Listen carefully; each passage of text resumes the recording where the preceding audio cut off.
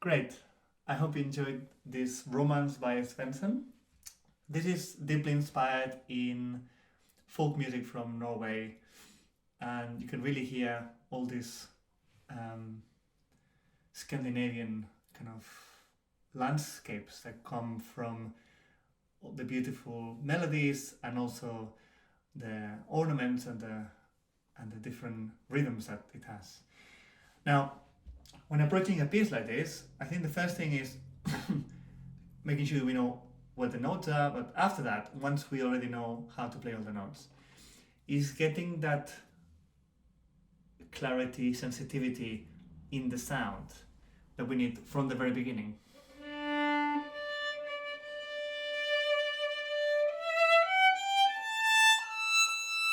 Whether we're playing harmonics or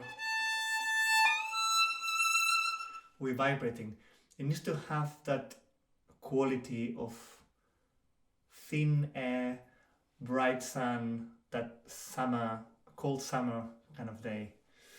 Of course, it will keep changing and it has different colors, so we're going to be exploring different parts of the instrument, of the string, to be able to get all these different colors.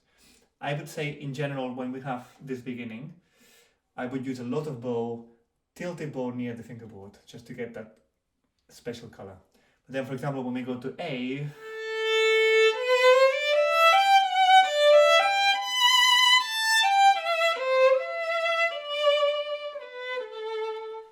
that kind of sound we want, it's a more open sound, less ethereal, if that makes sense. And then, of course, when we go higher, or we go into the piumo, so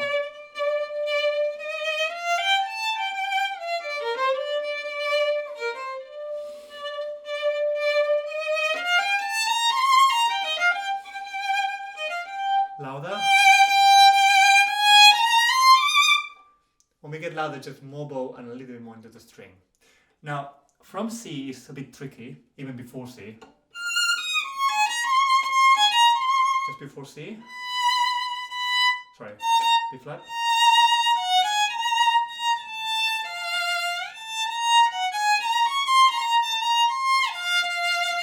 I would do those sections separately. Next one. And then back to.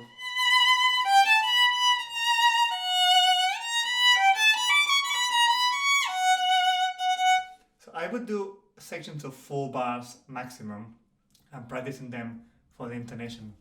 This section is a bit tricky. As it goes higher. And then after that should be okay. It's high, but it's not difficult to play in tune. So practice that section just before C until D, just for intonation. The same thing I would say probably later on, which is similar, from E.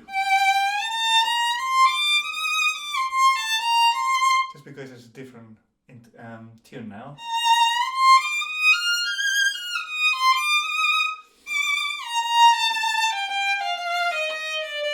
And now here, the chromatic that doesn't end that chromatic.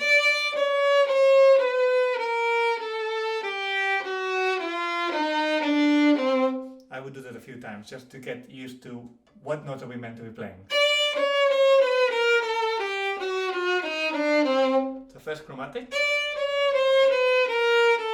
and then from the second bar no chromatic, just some of it. First the note, yes. Then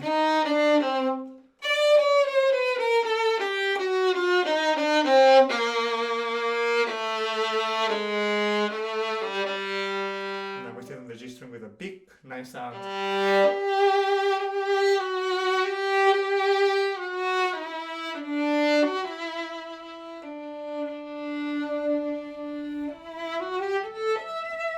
And then we have the same as the beginning, but in a different octave, which means it has a different voice. This is a little bit lower, deeper sound.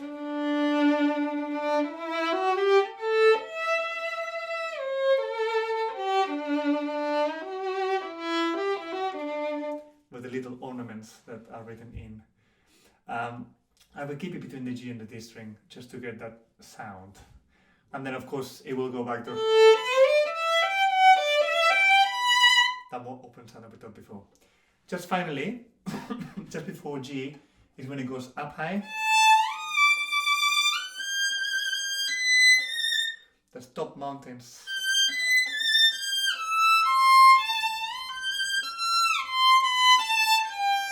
I will definitely practice those last 3 bars before G.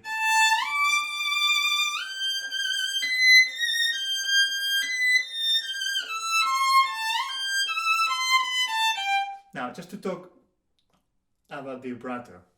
When we are up here on the E string, we want the vibrato to be there, but we want to be very, very narrow within the note. If we go any wider, it will become a different note because the space between the notes is so small. So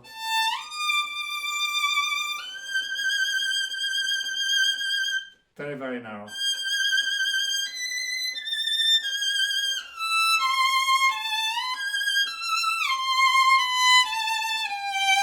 But we definitely want to have some vibrato, otherwise up on the E string can be quite harsh, the sound.